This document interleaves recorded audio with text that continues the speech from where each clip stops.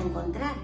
La semana pasada recordamos que habíamos comenzado el estudio de doctrina bíblica, donde veíamos la importancia de conocer una sana doctrina y veíamos la lista de doctrinas de las cuales nos íbamos a ocupar, y comenzábamos por la primera, la doctrina de las Sagradas Escrituras, donde veíamos la importancia de conocer bien las Escrituras para poder defenderla, para poder no solamente que sean alimento para nuestra alma, sino poder testificar de ella y darla a los demás, viendo las evidencias en las que encontrábamos pues cómo la Biblia es la palabra de Dios, a pesar de ser cuestionada, a pesar de ser atacada. Y hoy vamos a ocuparnos de la siguiente doctrina, y es la doctrina acerca de Dios.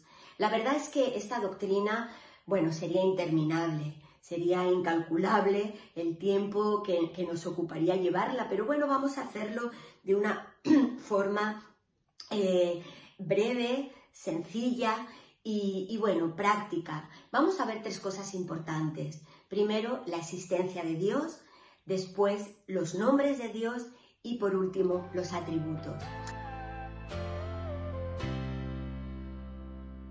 En cuanto a la existencia de Dios, nosotras creemos en un Dios, creemos en ese Dios verdadero, en ese Dios único, en ese Dios grande. Y en realidad todo ser humano, porque estamos compuestos de tres partes: el cuerpo, el alma y el espíritu. Y es esa parte espiritual la que lleva a todo ser a creer en un ser sobrenatural, en alguien por encima de él, que rige todas las cosas, porque Dios así nos ha creado a su imagen. Entonces esa parte espiritual, como digo, o nos acerca a Dios, haciéndonos creer en Él, o de lo contrario, nos separa de Él, llevándonos a creer en otros dioses o en otro tipo de creencias que vemos que hoy hay tantísimas. Entonces vamos a ver cómo realmente Dios existe. Sí, Dios existe, y por su gracia nosotras hemos creído en Él por fe, pero aún así pues vamos a ver cómo Dios en su palabra mismo, en la propia naturaleza, Él se da a conocer a los seres. Mirad, yo ahora os haría una pregunta, y es la siguiente: ¿creéis que Dios puede ser conocido? Bien, ante esta pregunta yo creo que ya habéis contestado.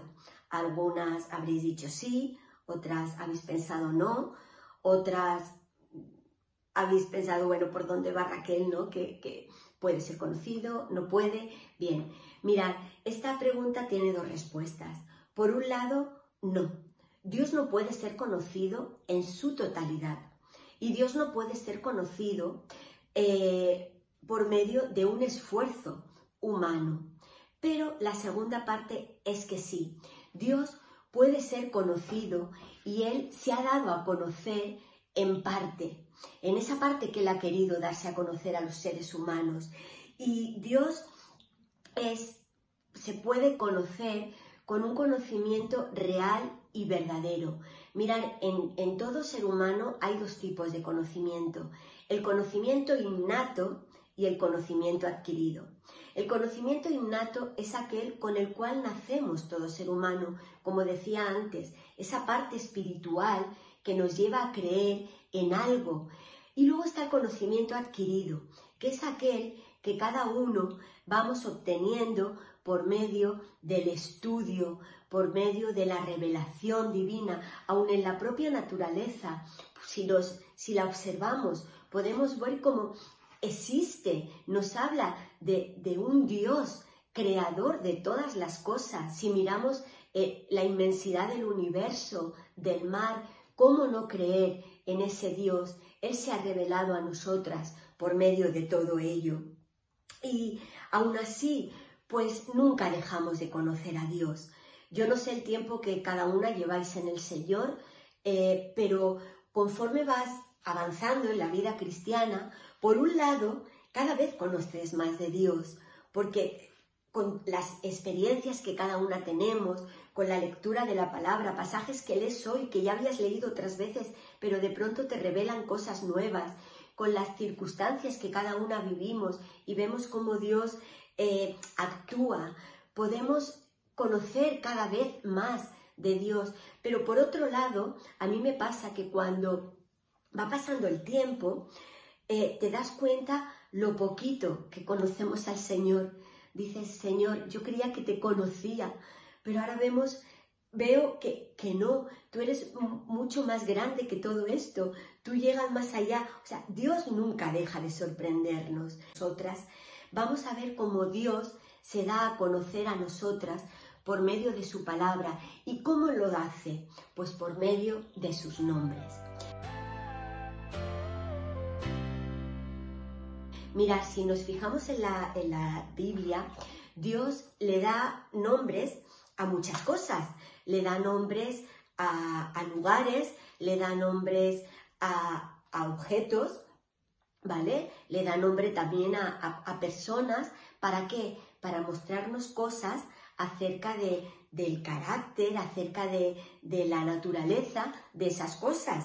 Mirad, por ejemplo, pues cuando Jacob unge aquella piedra y le llama aquel lugar Betel, que significa casa de Dios, o Ebenezer, este nombre que tantas veces decimos, bueno, la iglesia de Santa Perpetua tiene ese nombre, que significa piedra de ayuda, o hasta aquí me ayudó el Señor. Vemos como Dios también le pone nombres a personas. A Jacob le cambió su nombre, de llamarse Jacob dijo, ahora te llamarás Israel. También a Sarai, la mujer de Abraham, le cambió el nombre por Sara, y así tendríamos un sinfín de nombres en los cuales Dios ha querido, por medio de ellos, mostrar cosas de esos momentos o de esos lugares o de esas personas. Pues bien, Dios hizo lo mismo consigo mismo. Él se quiso dar a conocer a nosotros y por eso es que se dio nombres a sí mismo para que conociéramos más de Él. Vamos a ver ahora los nombres del Antiguo Testamento. Los nombres que Dios se definió a sí mismo con ellos porque quería enseñarnos algo más de su propio ser. Y los más importantes o los más comunes son estos tres que pongo aquí. Mirad, el primero es Elohim. Y Elohim significa el fuerte. Aquí Dios, cuando se define a sí mismo con este nombre, está queriendo dejar claro que Él es el gobernador de todo el universo y de todos los asuntos de la humanidad. Este nombre, Elohim, aparece más de 2500 veces en el Antiguo Testamento. Y es que Dios se quiere mostrar que la humanidad quede claro que Él es el gobernador absoluto de todas las cosas. Él es el fuerte. El segundo nombre es el más específico, es Yahvé, el nombre de Jehová. Este nombre procede del verbo ser en hebreo, enseñándonos esa existencia eterna de Dios. Y no solamente nos muestra a Dios como el eterno, sino que nos muestra a Dios como el Dios que es para los suyos. Dios es eterno y en esa eternidad que nunca deja de ser, es para los suyos. Este nombre, el nombre de Jehová, aparece más de 7000 veces en el Antiguo Testamento. El siguiente nombre es el nombre de Adonai. Y Adonai significa el Señor. Aquí Dios quiere mostrarse como el dueño de todas las cosas.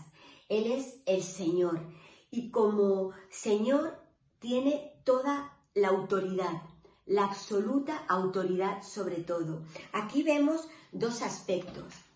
Al mostrarse Dios como el Señor, uno de los aspectos es el de sí mismo.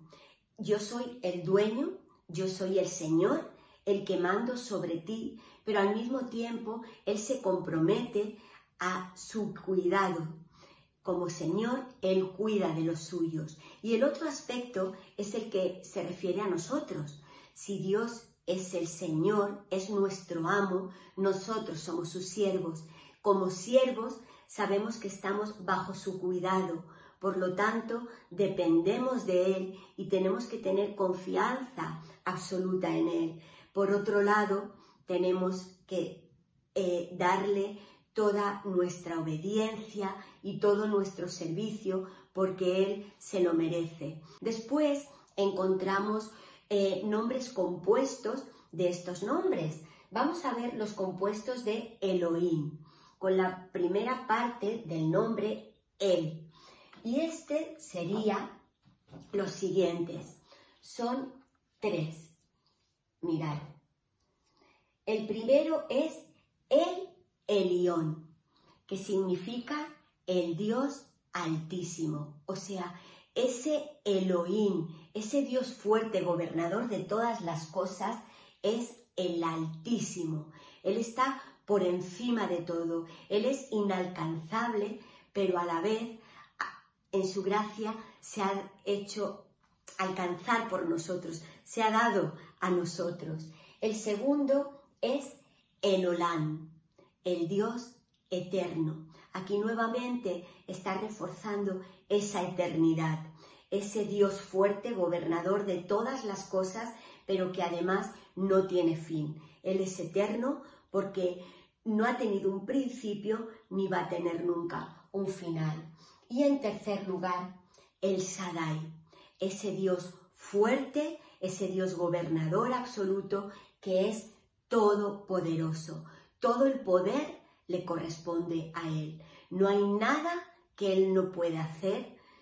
Por un lado, eso nos da esa seguridad de que Dios todo lo puede con nosotros, y por otro lado, que Él está por encima de todo. Él tiene el poder absoluto sobre gobernadores, sobre reyes, sobre imperios. Él está por encima de todo. Es el Dios todopoderoso. Y ahora vamos a ocuparnos de los últimos nombres compuestos. Y estos son los nombres compuestos de Yahvé, de Jehová. Aquí vamos a ver todos estos, ¿veis? Y cada uno de ellos, aparte de explicarlos, voy a leer, porque es muy importante que veamos que se encuentran en la palabra, porque todo, como veíamos la semana pasada ocupándonos de las Escrituras, todo tiene que estar respaldado por la palabra.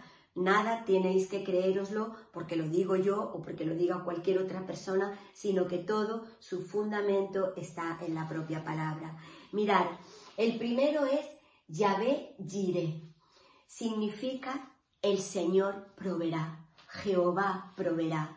Y de entre tantos versículos que encontramos en la Biblia, yo voy a poner uno para cada uno de ellos, porque si no, sí que esto se haría interminable. Mirad, he escogido el que se encuentra en Génesis, capítulo 22, versículo 14.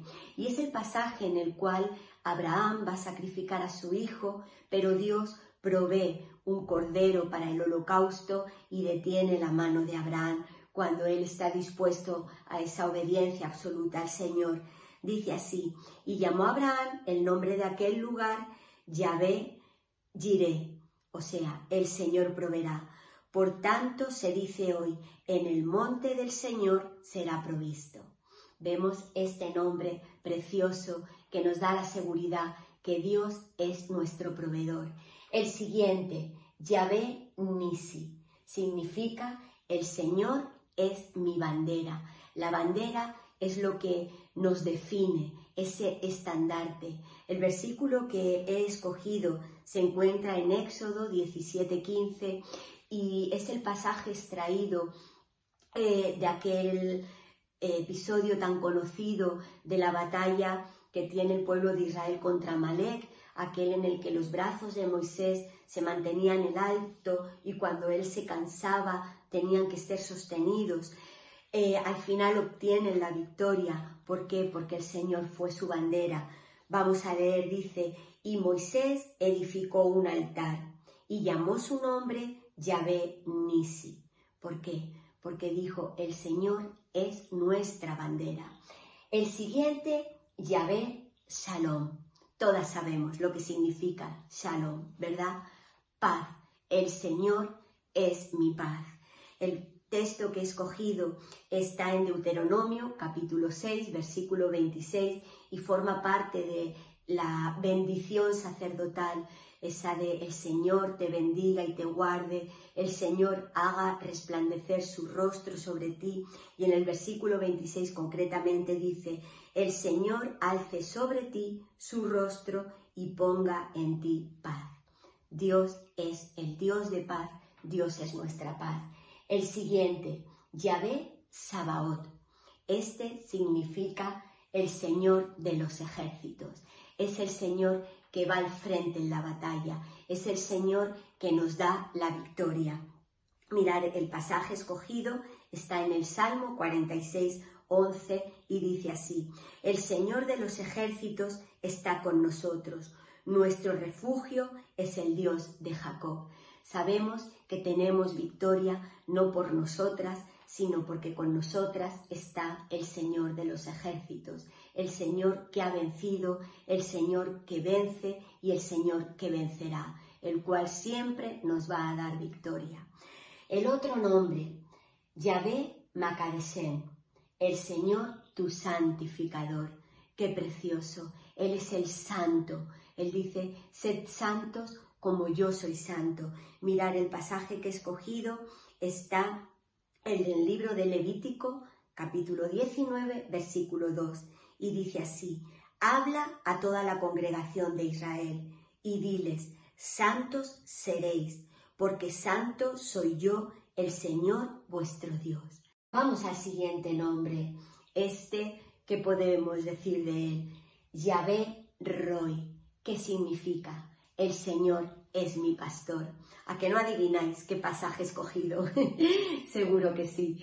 El Salmo 23 es el salmo precioso donde nos muestra al Señor como el pastor y toda la lista de cosas que como pastor efectúa sobre nosotras, dándonos cobijo, llevándonos a lugares de delicados pastos, alimentándonos, protegiéndonos, cuidándonos. El Salmo 23, que empieza así el versículo 1.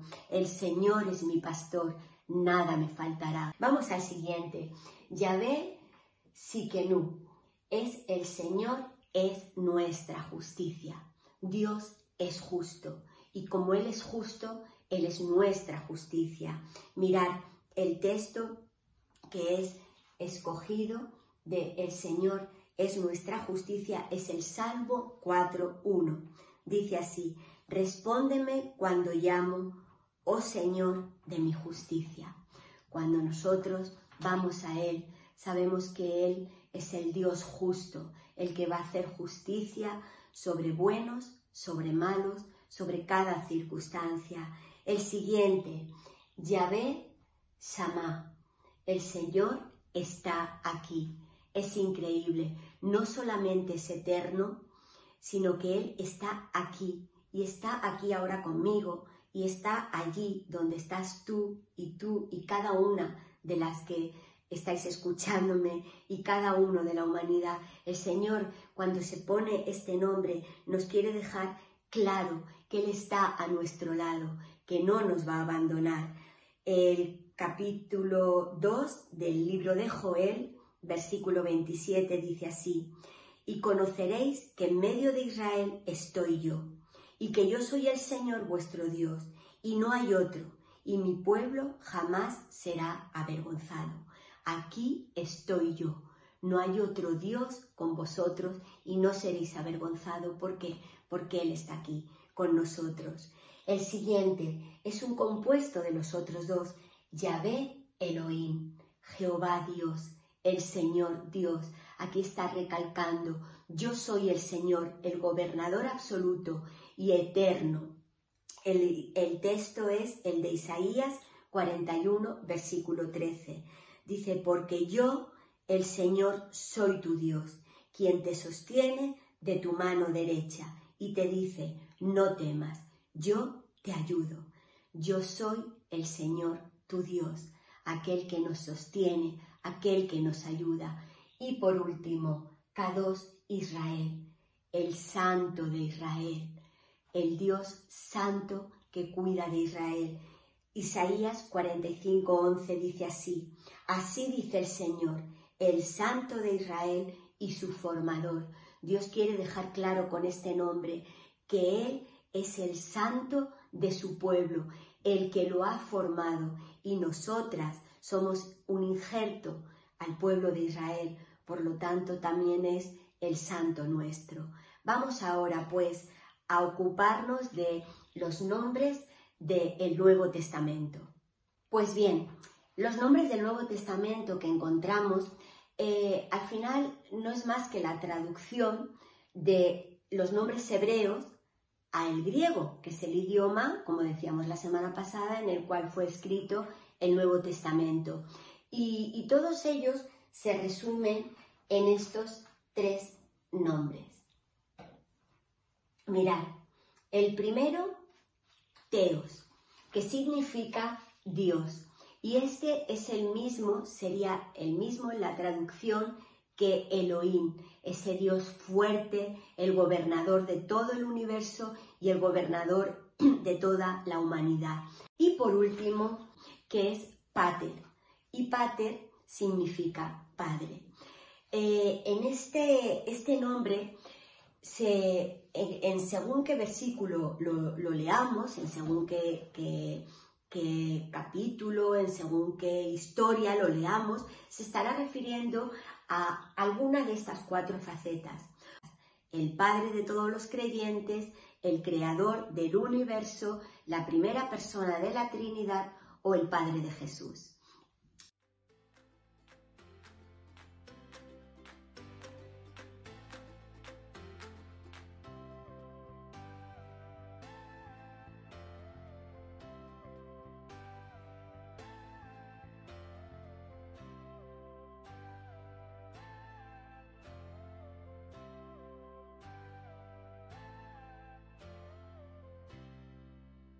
Pues habiendo visto los nombres de Dios, vamos a ocuparnos de los atributos de Dios. Pues bien, si con los nombres de Dios conocíamos acerca de quién es Dios, o sea, acerca de la persona de Dios, de su ser, con los atributos vamos a conocer cómo es Dios. Vamos a conocer las facetas de su carácter. Mirad, aquí podríamos comparar un atributo divino con una cualidad humana. Sabemos que las personas tenemos cualidades, con algunas ya nacemos, otras las vamos adquiriendo, pero la diferencia entre un atributo divino y una cualidad humana, primero es que un atributo divino es una perfección de Dios y forma parte de sí mismo. Dios es ese atributo. Ahora vamos a verlo. Mientras que una cualidad humana no forma parte de nuestro ser. Es algo que nosotras podemos adquirirlo o podemos perderlo. Lo voy a explicar mejor con un ejemplo. Por ejemplo, la sabiduría, que no el conocimiento. El conocimiento se adquiere por medio del estudio, pero la sabiduría es algo que está en nosotras. Entonces, a veces vemos una persona que decimos, es que es una persona sabia, o aún siendo joven, fíjate qué sabio es. Generalmente la sabiduría es algo que se va adquiriendo. Por ejemplo, las personas mayores son sabias, mientras que los jóvenes son más, aunque la palabra suena fea, pero son más necios, ¿no? Porque, bueno, ¿cómo se adquiere la sabiduría? Con el paso del tiempo. Sin embargo, vemos que en Dios esto es completamente diferente. Por ejemplo, en cuanto al amor, os voy a decir una cosa, Dios no tiene amor.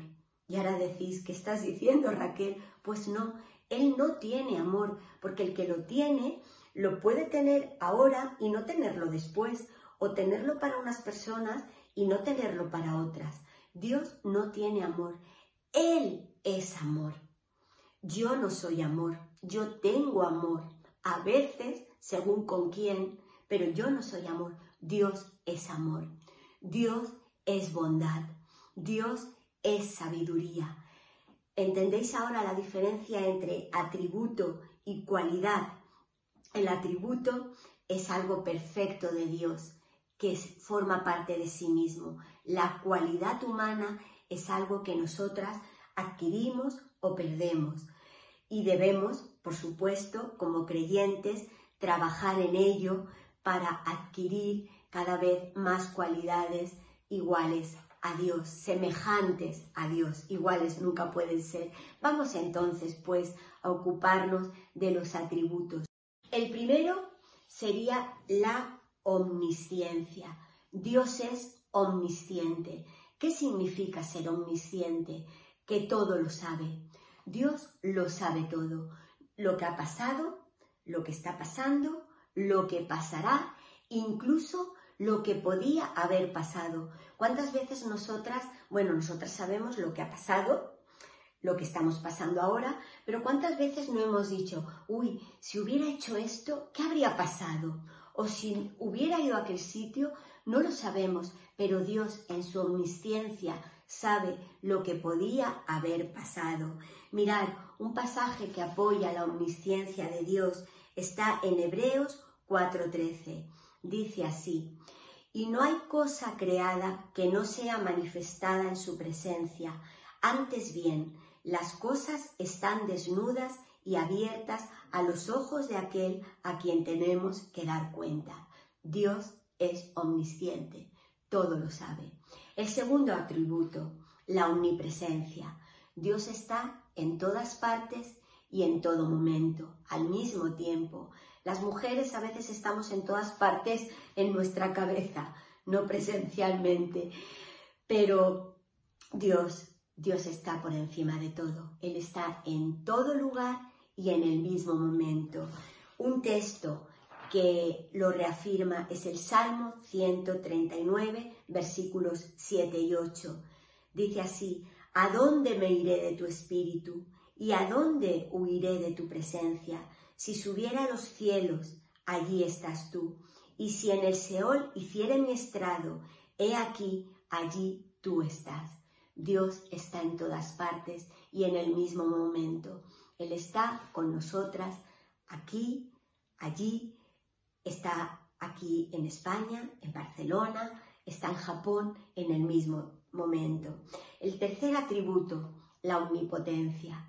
Dios es todopoderoso. Él todo lo puede. No hay nada que sea para Él inalcanzable. El texto lo vemos en Job 42:2. Dice Job, después de haber pasado por todo lo que él pasó, su conclusión, una de ellas fue esta: yo conozco que todo lo puedes y que no hay pensamiento que se esconda de ti. Fijaros, en este texto podemos respaldar tanto su omnipotencia, yo conozco que todo lo puede, y también su omnisciencia, que no hay pensamiento que se esconda de ti. Dios es el Todopoderoso. La cuarta, santidad. Y la santidad no es solamente la ausencia del mal. Dios es santo porque en Él no hay mal. Pero no solamente eso, sino que es el estado positivo del bien. Dios lo alcanza en esa santidad porque Dios tiene la absoluta pureza. Y la santidad la vemos en Éxodo 15:11. Dice: ¿quién como tú, oh Señor, entre los dioses?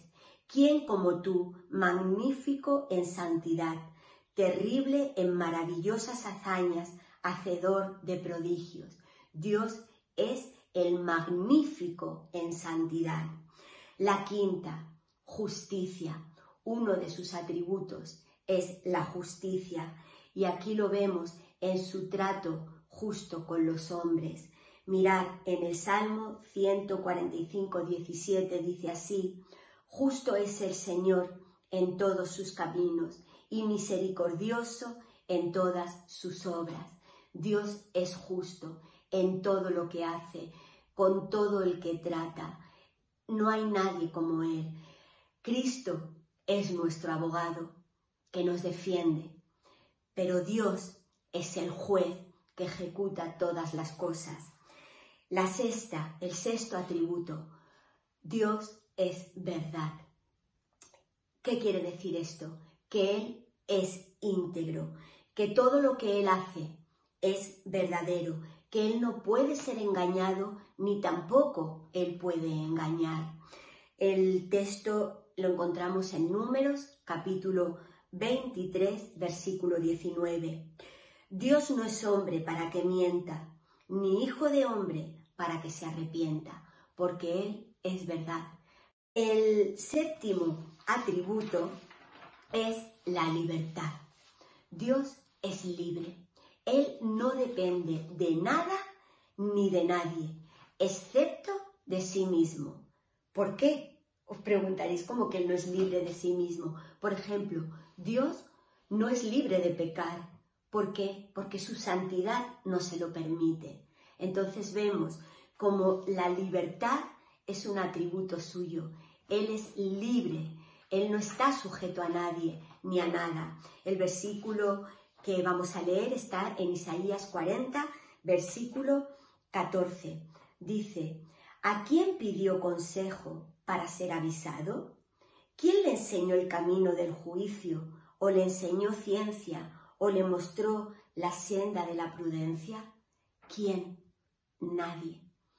Él es libre de tener ningún maestro, ni nadie por encima de Él. Él es libre de todo, porque Él, la ciencia, el poder, todo está en Él. El octavo atributo que vamos a ver, Dios es inmutable. ¿Qué significa inmutable? Que no cambia. Nosotras a menudo cambiamos, tristemente. Si es para bien, no, pero muchas veces pues es para mal. Lo que hoy pensamos, mañana dejamos de pensarlo. Con quien hoy somos de una manera, mañana dejamos de serlo. Todo cambia, el mundo cambia, las costumbres cambian, todo cambia, pero Dios no. Dios no cambia. Dios es siempre el mismo, Él es íntegro. Vamos a ver en Santiago 1:17 lo que nos dice: toda buena dádiva y todo don perfecto desciende de lo alto, del Padre de las luces, en el cual no hay mudanza ni variación. Dios es inmutable, Él no cambia. Por eso esto nos da completa seguridad en Él. En las personas a veces no podemos confiar del todo, y no quiero ser negativa, pero es una realidad porque cambiamos, pero Dios no cambia.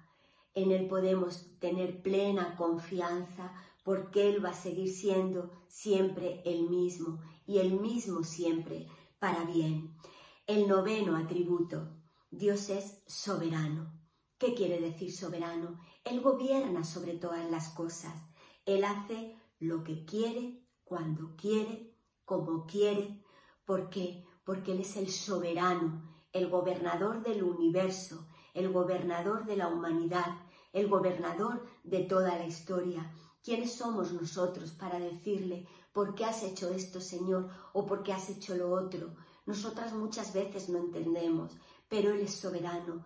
Él lo hace todo como Él quiere, y no de manera caprichosa, ni para hacernos daño, sino porque Él sabe lo que es perfecto, lo que es bueno, lo que nos conviene. Vamos a apoyarnos para verlo en este texto, Efesios 1:11. Dice así: en Él asimismo tuvimos herencia, habiendo sido predestinados conforme al propósito del que hace todas las cosas según el designio de su voluntad.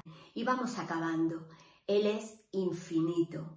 Infinito es una parte de su eternidad. La eternidad es que no tiene principio ni tiene fin.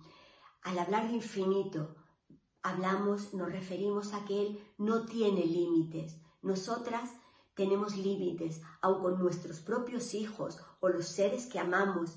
A veces no podemos hacer más porque estamos limitadas ante muchas cosas, pero Dios no tiene límite. Él está por encima de todo, para el bien y para el mal. en Dios no hay mal. Me refiero a cuando tiene que actuar con justicia, cuando tiene a veces que reprendernos o castigarnos.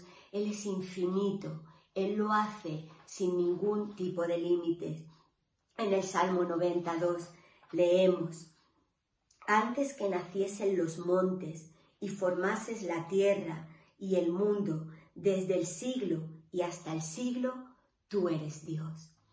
Siempre ha sido Dios y siempre será el Dios eterno, el Dios que no tiene límite. Y por último, el amor que al final es lo que engloba todas las cosas, todos estos atributos y los demás que podamos encontrar, al final siempre están en ese amor. Como decía al principio, Dios no tiene amor, es que Él es el amor, y ese amor le hace ser justo, le hace ser omnipresente, omnipotente, infinito, santo, justo, todo lo que hemos dicho. Vamos a ver en Jeremías 31:3 cómo ese amor actúa en nosotros. Dice así: con amor eterno te he amado, por tanto te prolongué mi misericordia. Dios nos ha amado con amor eterno, con ese amor eterno que no tiene fin, que no tiene límite. Por eso dice: te prolongué mi misericordia, he alargado mi misericordia contigo, esa paciencia, ese trato justo y verdadero y amoroso contigo, que eres mi hija, y con toda la humanidad. Y vamos a terminar pues concluyendo, haciendo un pequeño resumen. Hemos visto la existencia de Dios. Dios es real, Él existe, Él es verdadero, es el único Dios. Hemos visto sus nombres, en los cuales Él se da a conocer a nosotros. Él dice quién es Dios por medio de sus nombres y nos recuerda y nos enseña hasta dónde puede llegar Él y nos da esa plena seguridad en Él. Y en tercer lugar, sus atributos, eso que nos hace ver cómo es Dios. Dios es, estas cosas que hemos dicho: amor, soberano, inmutable. Él es así hacia nosotros. Y esto nos da plena confianza, nos llena de paz, nos llena de tranquilidad, sabiendo que tenemos un Dios tan grande y un Dios a la vez de ser tan grande, de tener esa grandeza que no podemos llegar a comprender, a la vez es cercano. ¿Por qué? Porque es nuestro Padre, porque nos ha amado y nos amará con amor eterno. Pues que el Señor os bendiga, y la semana que viene, si Dios quiere, nos ocuparemos de la tercera doctrina, que es la persona de Jesucristo, el Hijo de Dios. Que el Señor os bendiga.